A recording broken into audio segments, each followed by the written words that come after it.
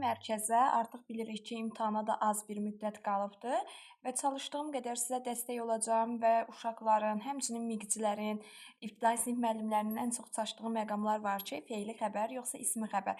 İndi mən orada ən çox hansı məqamlar düşürsə, həmin yerləri sizin nəzərinizə çatdıracağam. İndi isə keçək nümunələrimizə.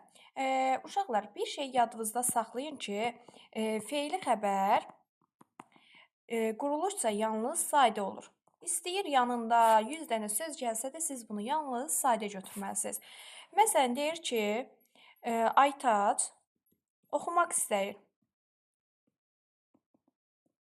Bunu uşaq təhlil edir. Nə edir? Oxumaq istəyir. Kim? Aytac.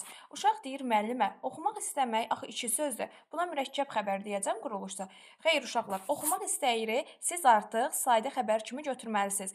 Çünki buradakı ırı görürsüz, bu fe'lin xəbər şəklidir. Ümumiyyətlə fe'lin şəkilləri ilə ifadə olunan xəbərlərə siz fe'li xəbər deyirsiniz və fe'lin xəbər şəklidirsə, deməli, siz buna sadə xəbər deməlisiniz.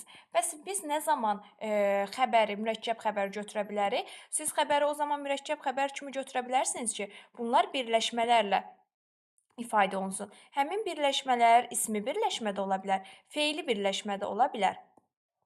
Gəlin, indi nümunələrə baxaq. Uşaqlar, bu hər iki cümləyə diqqət yetirməyinizi istəyirəm. Məqsədim ali məktəbə qəbul olmaqdır. Nədir? Ali məktəbə qəbul olmaqdır. Nə? Məqsədim. Mübtəda məqsədim sözüdür. Mübtəda quruluşca saydadır. Ali məktəbə qəbul olmaq isə artıq sizin xəbərinizdir. Bu xəbərə siz ismi xəbər deməlisiniz. Çünki söz birləşmələrlə ifadə olunan xəbərlər ismi xəbər adlanır. Bəs deyəsiniz, müəllim, məsdərdə axı bu, məsdər fe'l mövzusunda öyrənilir. Niyə fe'l xəbər olmasın?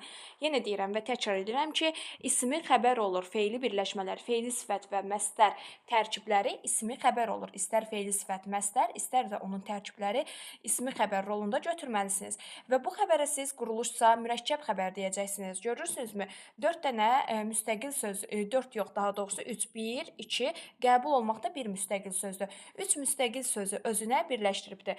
Mənim durduğum yer məktəbin həyətidir. Haradır məktəbin həyəti? Nə? Yer. Hansı? Mənim durduğum. İndi isə baxırıq buradakı xəbərə. Məktəbin həyəti ismi xəbərdir və bu ismi birləşmə ilə ifadə olunub. Məktəbin həyəti 3-cü növ təyini söz birləşməsi ilə ifadə olunub. Siz bu xəbərə də quruluşsa mürəkkəb xəbər deməlisiniz. Gəlin elə burada mübtədaya da baxaq. Mübtəda yerdir, yer ismi ilə ifadə olunubdur. Təyinimiz isə mənim durduğumdur. Mən bundan əvvəlki videoda izah eləmişdim. Mənim durduğum fe'li birləşmədir, yoxsa ismi birləşmə? Hansı idi? Bəli, bu fe'li birləşmə olacaq. Nəyə görə fe'li birləşmə deyirik buna? Demişdik, dıq üstə gəl mənsubiyyəti biz harada görürüksə görək, qarşısında istəyir yerli çal olsun, siz ona yenə də fe'li birləşmə deməlisiniz. Gəlin, indi belə bir sadə nümunə ilə baxaq. Orxan dərsə qulaq as. Burada Orxanı mən xitab edirəm. Orxandan sonra vergül işarəsi qoyuram. Qulaq as, nə et? Qulaq as. Və Aysel dərsə qulaq asandır. Yəni, Aysel dərsə qulaq asan qızdır. Aysel kimdir? Dərsə qulaq asandır. Kim? Aysel. Bu iki nümunəyə baxanda isə biz görürük ki, hər ikisində də xəbərimiz qulaq as. Qulaq as frazeoloji birləşmə ilə ifadə olunubdur. Bəs biz bunların hansını fe'li xəbər, hansını ismi xəbər götürürük? Birinci nümunəyə baxdınız, uşaqlar, qulaq as. Burada Orxana xitab eləyir, deyir ki, qulaq as. Deməli, buradakı qulaq as sənin xəbərindir və əmr şəkildir. Mən demişdim ki, şəkillərlə ifadə olunan xəbərlərə siz fe'li xəbər deməlisiniz. Fe'li xəbərdir artıq bu. Amma Aysel dərsə qulaq asandır. Baxın, burada ən şəkilçisi var. Bu fe'li sifətin tərkibidir. Buna da frazeoloji birləşmə ilə ifadə olunub, amma nə ilə ifadə olunub? Frazeoloji birləşmə fe'li sifət formasında ifadə olunubdur. Siz artıq fe'li sifətdir deyə buna necə xəbər deməlisiniz? İsmi xəbər deməlisiniz.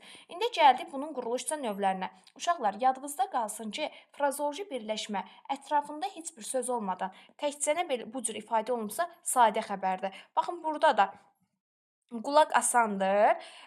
Burada qulaq as. Baxın, burada nə et? Qulaq as. Bu nə olacaqdı quruluşda? Bu quruluşda sadə olacaqdı. Amma dərsə qulaq asandır deyəndə görürsünüz, qulaq, burada niyə piçik yazmışam? Qulaq asan ayrı yazılır və öz ətrafında bir dənə də söz əlavə eləyib deyə. Yəni, qulaq asmağın özü dinləmək deməkdir də. Dərsə qulaq asmaq. Bu bir söz, dərsə qulaq asandır deyəndə də, yəni dərsi dinləyir deyirik. Bu da bir söz. İki müstəqil söz birləşdiyinə görə biz buna necə xəbər deyəcəyik artıq? Mürəkkəb xəbər deyəcəyik. İndi gələk daha çox nümunələr deyək, daha yaxşı qavrayaq. Baxırıq indi uşaqlar bu nümunəyə. Görürsüz, Orxan qəlbimə dəydi. Qəlbimə dəymək frazoloji birləşmədir və buna artıq xəbərin xəbər şəkli ilə ifadə olunub, keçmiş zamandadır. Kim? Orxan. Çalış qəlbə dəymə. Baxın, nə et? Qəlbə dəymə. Bu da feilin əmr şəklindədir. Deməli, bu da deyirik ki, bunlara biz feili xəbər hər iki cümlədə. Yəni istər bu, istər də ikinci cümlədə feili xəbərdir. Çünki feilin şəkilləridir. Amma günah qəlbə dəyəndədir deyəndə an, ən feili sifətlə ifadə olunub deyə biz buna artıq ismi xəbər deməliyik. Və ismi xəbər hər üç cümlədə də quruluşsa sadə götürəcəksiniz. Nəyə görə xəbəri biz sadə götürürük? Uşaqlar, yenə deyirəm, frazoloji birləşmə qəlbə dəydi, incitdi, qəlbə dəymək, incitmək. Yəni bir məna bildirir də, qəlbinə dəyəndədir. Bu da deyirik ki, sadə incitmək mənasını bildirdiyinə görə hər üç cümlədə sadə xəbər işlənib.